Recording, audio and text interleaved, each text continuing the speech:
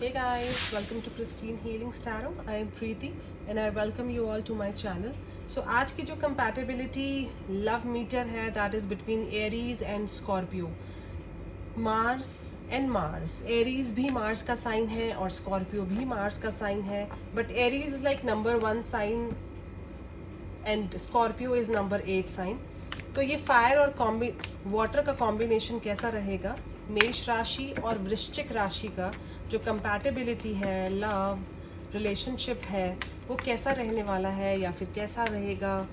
आपके जो पार्टनर हैं या आप दोनों एरीज और स्कॉर्पियो हैं तो आपकी कंपैटिबिलिटी क्या होगी? आपका रिलेशनशिप कैसा रहेगा? आपका फिजिकल रिलेशनशिप, आपकी communication level. Aries are courageous and ambitious. So Aries के लिए रिस्क लेना या फिर नंबर 1 पे रहना, ये उनकी प्रायोरिटी रहती है. बिकॉज एरीज कभी हार मानना पसंद नहीं करते. एरीज को ऐसा लगता है कि मुझे जो भी करना है वो परफेक्ट करना है. Being a fire sign, Aries के अंदर वो फायर ऑलवेज रहती है कि yes I have to do this and not just do this, मुझे इसमें परफेक्शन चाहिए, मुझे I have to be number 1 in this. But जो स्कॉर्पियोज होते हैं they are very sensuous and passionate. Okay, Scorpios जो होते हैं they value their loved ones. But the best part is Scorpios को सच पसंद है. स्कॉर्पियोज के नॉट हैंडल चीटिंग, के नॉट हैंडल झूठ. उनको छोटी छोटी बातें भी अगर सामने पता लगती हैं कि उनके पार्टनर ने कुछ थोड़ा सा भी कुछ मैनिपुलेट किया या फिर कुछ गलत बोला, तो स्कॉर्पियोज इस चीज़ को कभी भी एक्सेप्ट नहीं कर पाते.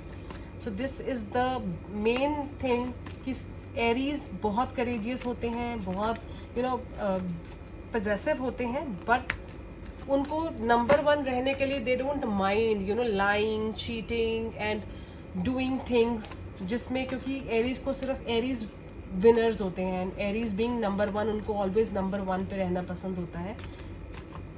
तो they are ready to do anything to remain number 1.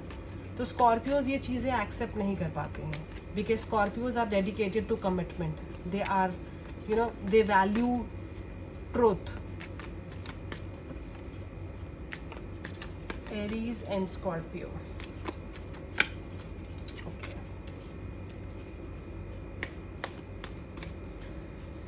Compatibility of Aries and Scorpio.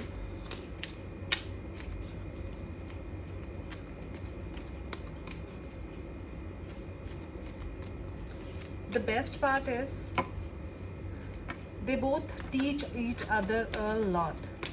Means Scorpios जो होते हैं वो dedicated to commitment होते हैं. Aries committed होते हैं but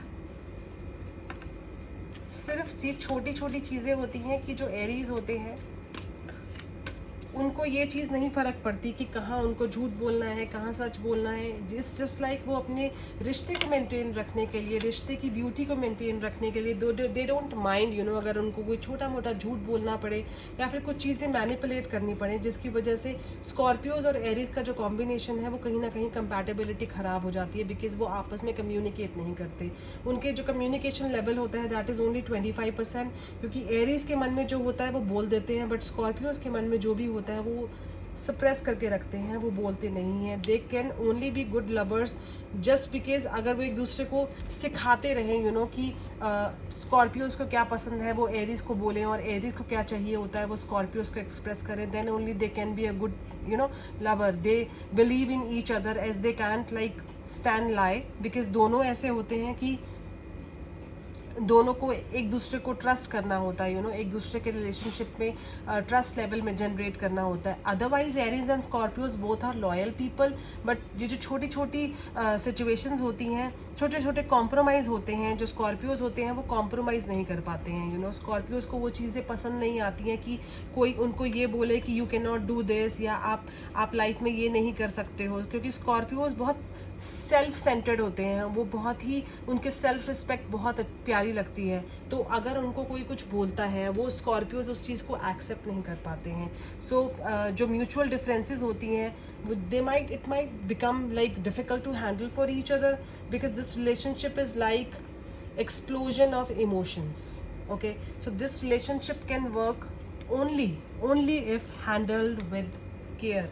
सो अगर एरीज और स्कॉर्पियो दोनों ये सोचते हैं कि उनके लिए रिलेशनशिप मैटर करता है, अगर थोड़े बहुत कॉम्प्रोमाइज़ भी करने पड़े या फिर एरीज को अपने आप को चेंज करना पड़े, if they are ready to do that, तो उनका relationship could go very well. But otherwise अगर दोनों एडमेंट हो जाते हैं या फिर उनको ऐसा लगता है कि why should I change for the other person, मैं जैसा हूँ, मैं जैसी हूँ, तो सामने वाला आपको वैसे ही एक्सेप्ट करे, तो ये जो एरीज और स्कॉर्पियो का कॉम्बिनेशन है, this can not work so well, because Aries और स्कॉर्पियो की जो फिजिकल कंपैटिबिलिटी है दैट इज ओनली 25%।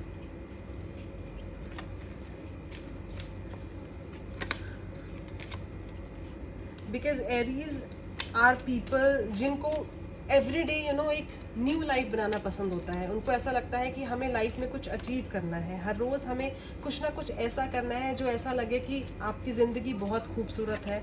बट स्कॉर्पियोज़ के साथ ऐसा नहीं है। स्कॉर्पियोज़ जिस लेवल के होते हैं वो उसी लेवल पे रहना पसंद करते हैं। जो जिस चीज़ को वो फॉलो कर रहे होते हैं, जिस लाइफस्टाइल को वो फॉलो कर रहे होते हैं, तो वो इसी लाइफस्टाइल को ही फॉलो करना पसंद करते हैं। अगर कोई भी एक इंसान स्टबन हो जाता है या फिर एंग्री हो जाता है, तो दूसरे इंसान को should take a lead to sort out things and make a compatibility या फिर सिचुएशन को ठीक करने के लिए। अगर दोनों कॉम्प्रोमाइज़ नहीं करेंगे तो ये रिलेशनशिप नहीं बढ़ पाएगा, क्योंकि आपका जो कंपैटिबिलिटी रेशो है दैट इज़ ओनली 20%, और आपके बीच में जो यहाँ पर जो लव है वो भी सिर्फ 20% है। वो भी तभी अगर आप कॉम्प्रोमाइज़ करते हो, अगर आप अपने पार्टनर के अकॉर्डिंग एक दूसरे को अपने आप को चेंज कर सकते हो। एंड अगर आप एक पार्टनर दूसरे पार्टनर की वैल्यू नहीं करता है या फिर उसकी सेल्फ रिस्पेक्ट को केयर नहीं करता है, तो इस रिलेशनशिप में आगे कोई भी फ्यूचर नहीं दिखता है। इट्स लाइक एरीज के लिए relationship it's like just let it be, means अगर चलता है ठीक तो ठीक है, अगर नहीं चलता है, बिकॉज जो कॉम्प्रोमाइज़ लेवल जो है वो बहुत ज़्यादा बढ़ जाता है। और जो एरीज के लिए एक लेवल तक कॉम्प्रोमाइज़ करने के लिए रेडी होते हैं, बट स्कॉर्पियोज़ जो होते हैं वो गिव एंड टेक वाले होते हैं। मींस अगर करते हैं तो अच्छे से करते हैं, और अगर नहीं करते तो they are ready to leave everything and just go away.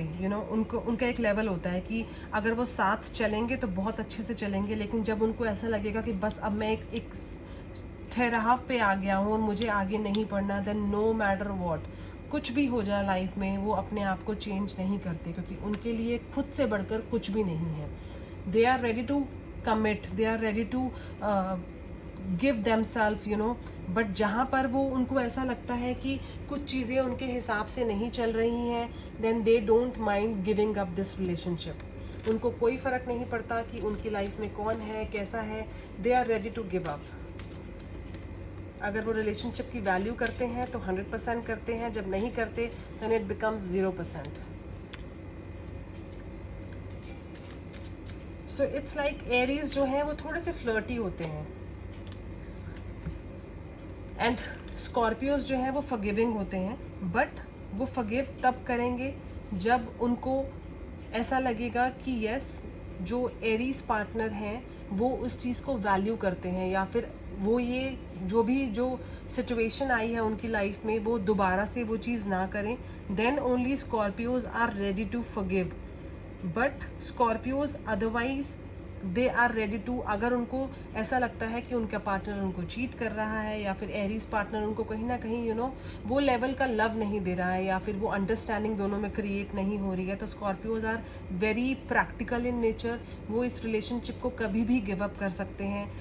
They are ready to compromise just a little, but वो एक्सपेक्ट करते हैं कि उनका पार्टनर उनके लिए वो सब कुछ करे जो वो चाहते हैं। और कहीं ना कहीं एरीज जो हैं वो बीइंग वेरी स्टबन, वो गिव अप कर देते हैं।